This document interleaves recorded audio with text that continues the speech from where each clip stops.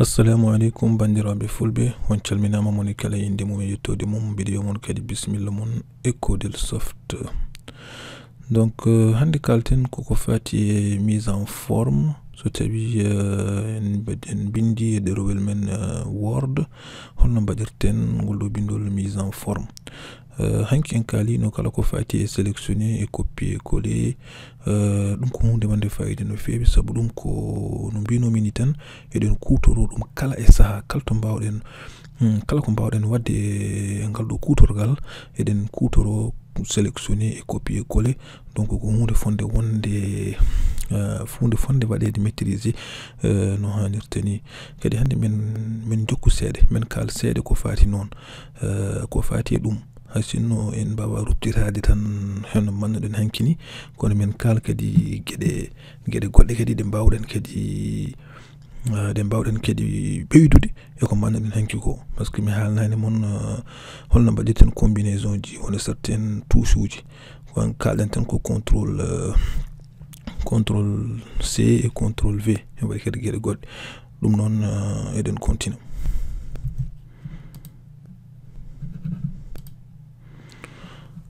Bon hande noon kalaten kadi ko fati natten koye onglet accueil.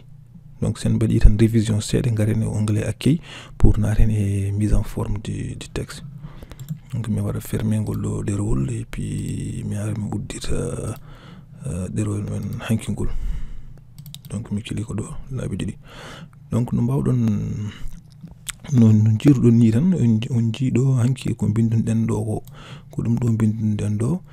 ngol ɗo bindol. Donc hen bannoɗen sélectionner bannoɗen copier coller. Donc en jiino contrôle C ko pour copier, contrôle V binomi ko pour wadde coller. Ene waɗi kadi goɗɗi biyeteɗi contrôle X. Contrôle X wona pour couper. Donc couper et copier ne serti. Ɗeɓe joni min mbaɗi joni sélectionner ngol ɗo bindol. So mi sélectionner ngol ɗo bindol, so mi waɗi contrôle X, hay contrôle X on di o copie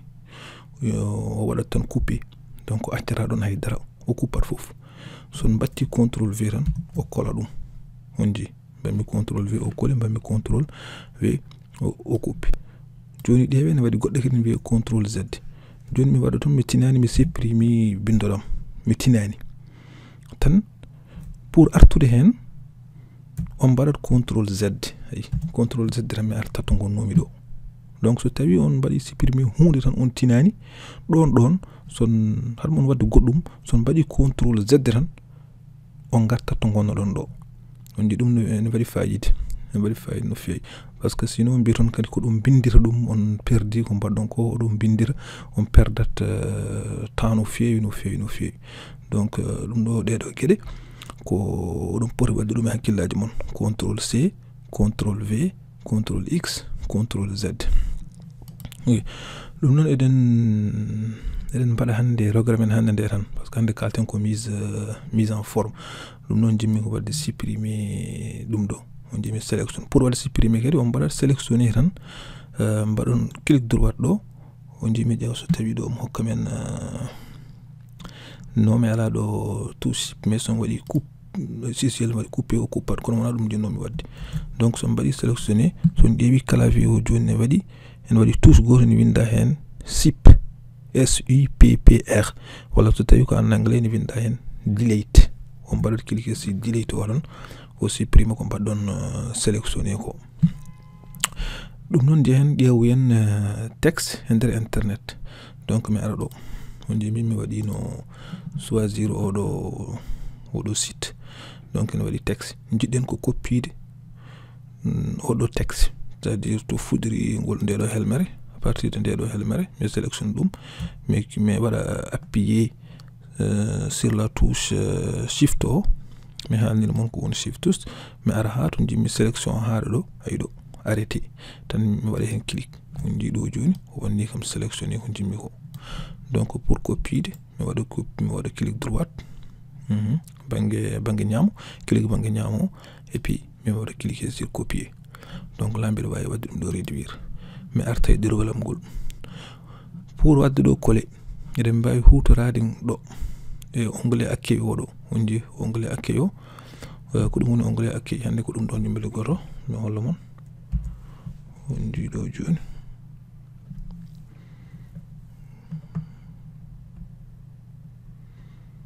donc ɗo fof ok ɗum ɗo fof jeeya koye onglet accueil on jii no paamirton ɗo joni ko oɗo utilise ten collé oɗo collé utilise ten donc ƴeewi somi waɗi cliquer sur collé oɗo hokkami en jogui option de collage eɗen kewi option ngaji somi waɗi ɗo souris o tan hay somi cliquani hay o hollami oɗo option mum koni waɗirta collé somi fayi oɗo kadi oɗo waɗat fusionner la mise en forme hay o waɗa ɗo mise en forme o ɗo joni somi waɗi ɗo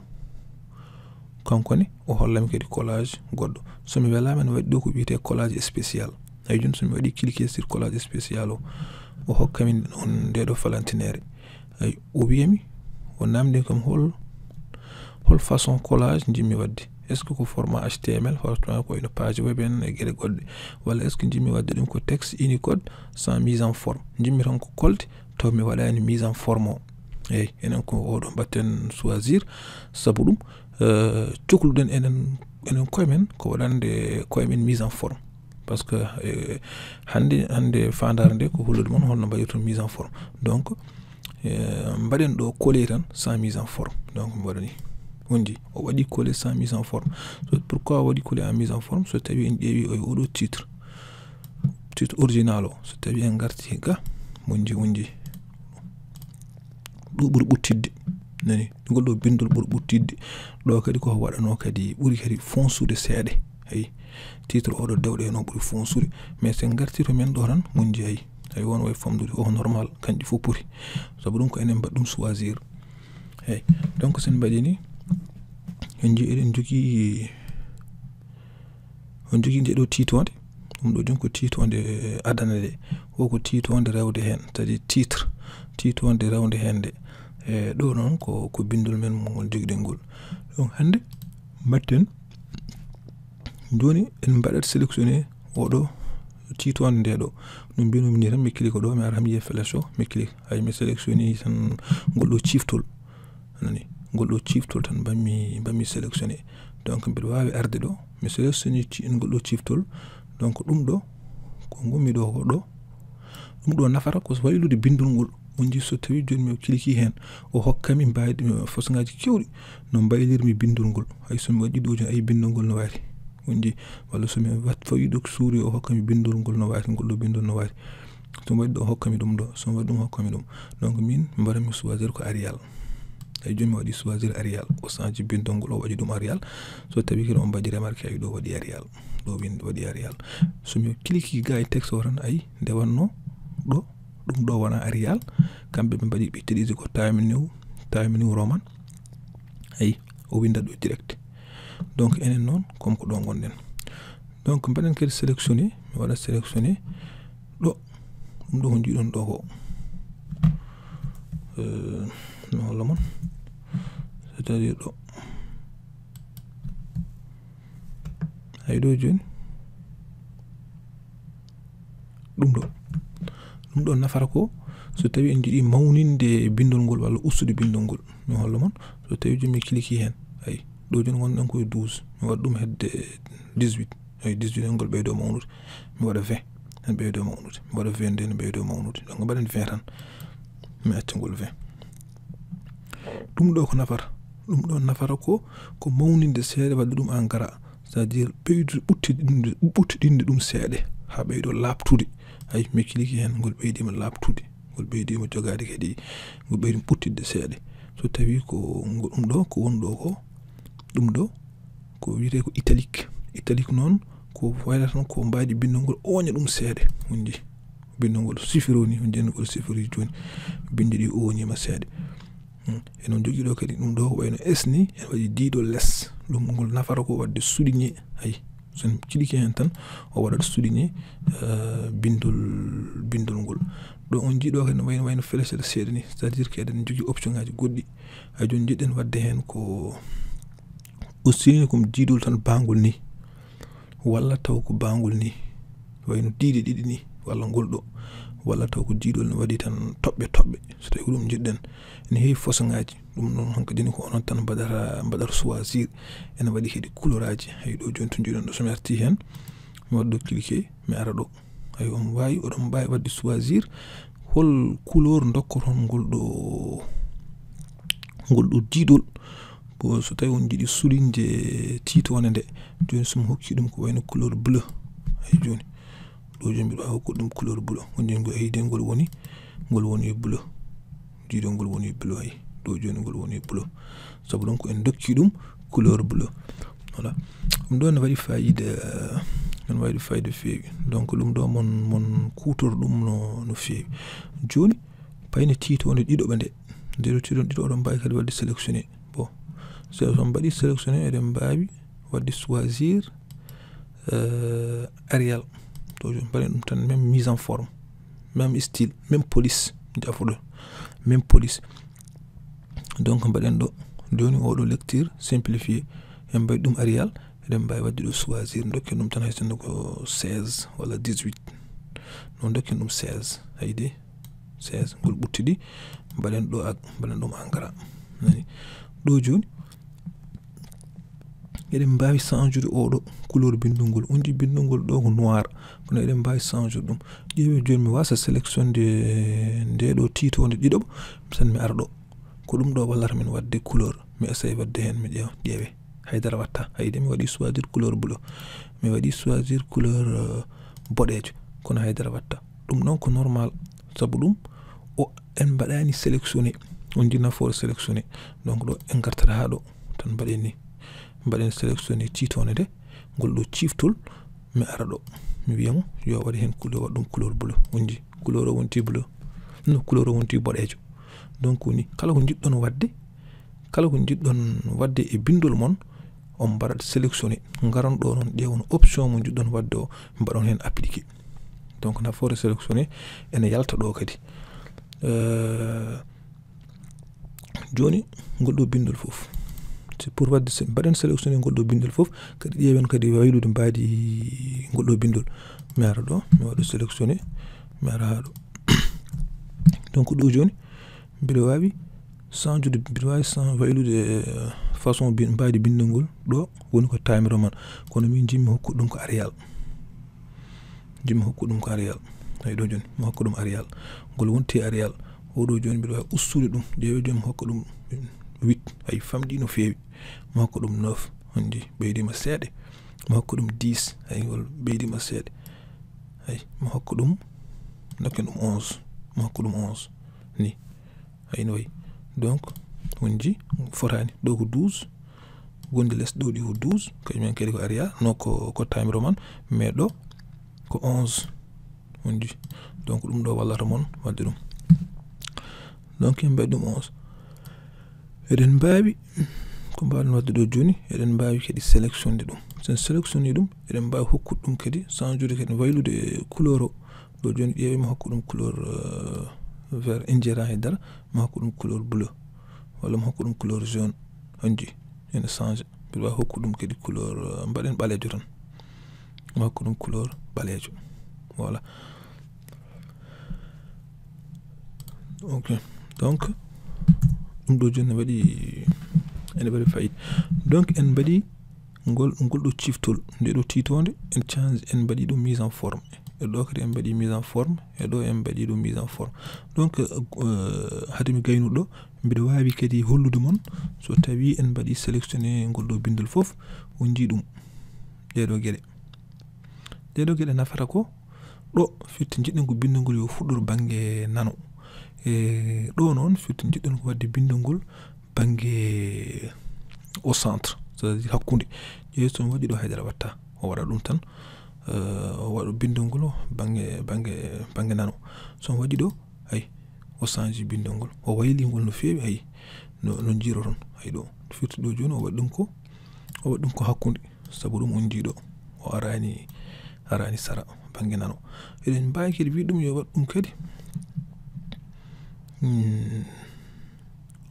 no banggue ñaamo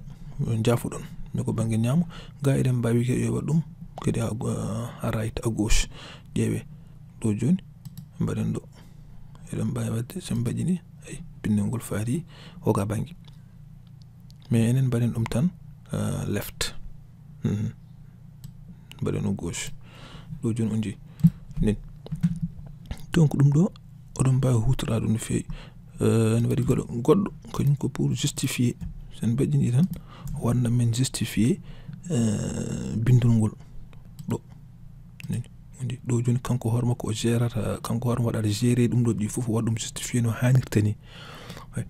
mais andano paami ɗo joni kadi ene waɗi goɗɗum ɗum ɗo ko eɗen jogui cifte oɗen gandi ɗum ɗo ko ciftol ɗum ɗo ko ligne wona hakkude ligne o e ligne o ala espace mais enen jiɗɗen joni wadde joni ko serdude hakkude ligne uji ɗi ɗum noon en garat ɗo tan mbaɗen sélectionné ƴeew mi ara ɗo sen clique ɗo joni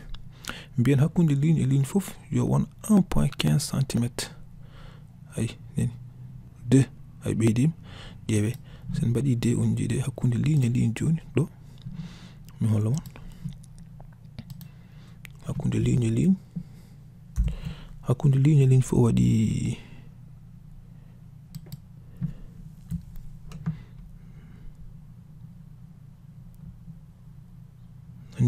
andi ay ɗo